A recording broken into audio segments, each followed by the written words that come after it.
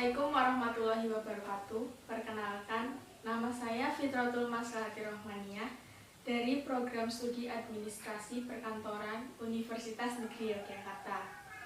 Di sini saya akan mempresentasikan mengenai teknik presentasi. Di slide yang pertama ada pengertian mengenai teknik. Teknik adalah penerapan ilmu dan teknologi untuk menyelesaikan permasalahan. Yang kedua ada pengertian mengenai presentasi, yaitu penyajian atau penyampaian karya tulis atau karya ilmiah di depan forum undangan atau peserta, atau suatu kegiatan berbicara di depan masyarakat atau halayak ramai atau biasa disebut dengan audiens, dalam rangka mengajukan suatu ide atau gagasan untuk mendapatkan pemahaman atau kesepakatan bersama. Jadi, teknik presentasi adalah bagian dari ilmu komunikasi. Komunikasi itu sendiri yaitu pesan dari pengirim kepada penerima melalui suatu media. Slide yang kedua yaitu ada tujuan presentasi. Tujuan presentasi ada 5. Yang pertama, menginformasikan, yang bertujuan untuk menyampaikan informasi secara detail dan jelas sehingga audiens dapat menerima informasi dengan baik dan tidak salah persepsi.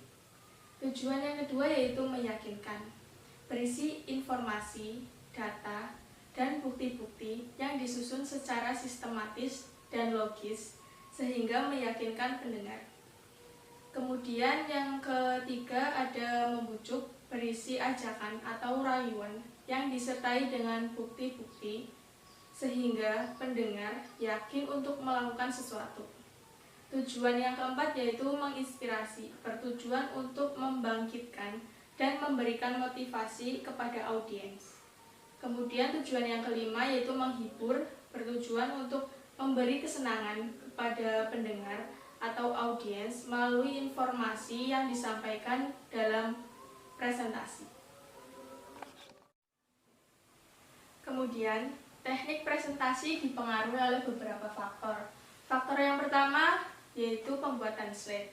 Yang harus diperhatikan dalam pembuatan slide yaitu yang pertama, pilih tema dengan desain yang relevan. Yang kedua, hindari sajian teks panjang. Yang ketiga, alur yang teratur. Yang keempat, berikan multimedia yang relevan, yaitu dengan menambahkan gambar, audio, video, atau animasi. Kemudian yang kelima, satu slide berisi satu pesan.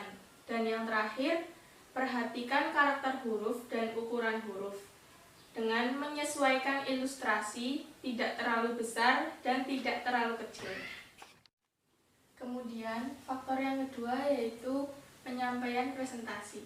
Yang perlu diperhatikan saat menyampaikan presentasi yaitu yang pertama, persiapkan diri yaitu dengan sering berlatih dan menjaga penampilan.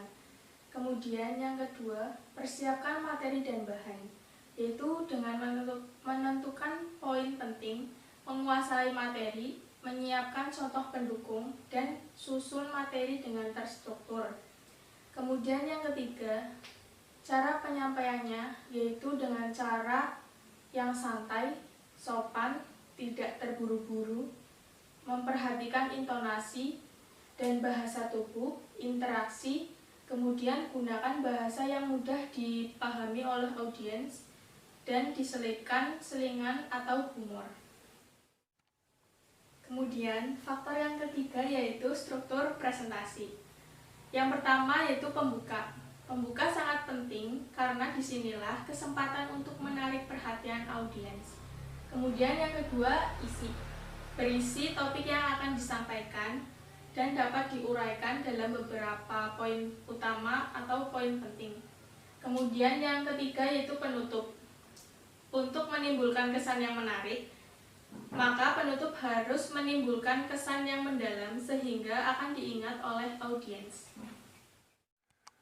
Kemudian selanjutnya ada syarat-syarat presentasi. Syarat presentasi yang pertama yaitu menguasai materi dan bahasa dengan baik. Yang kedua, mempunyai keberanian. Yang ketiga, memiliki ketenangan sikap. Yang keempat, sanggup menampilkan gagasan secara lancar dan teratur. Kemudian yang kelima, sanggup mengadakan reaksi yang cepat dan tepat terhadap situasi apapun yang mungkin timbul pada saat melakukan presentasi. Kemudian yang terakhir, yaitu memperlihatkan sikap yang tidak kaku atau canggung. Kemudian selanjutnya ada ciri-ciri presentasi yang baik dan benar. Ciri yang pertama yaitu penyampaian dengan semangat dan siap mental. Yang kedua, kejelasan berbicara di depan audiens.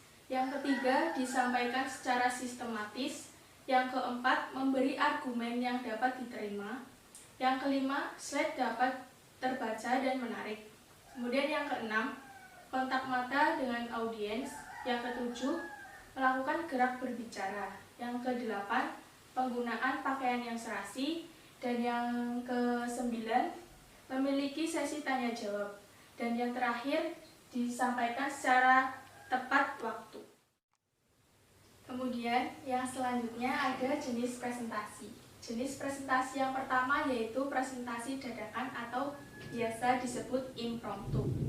Merupakan jenis presentasi yang dilakukan secara mendadak tanpa ada persiapan apapun. Kemudian jenis presentasi yang kedua yaitu presentasi naskah, merupakan jenis presentasi di mana dalam menyampaikan informasinya, seorang pembicara melakukannya dengan membaca naskah.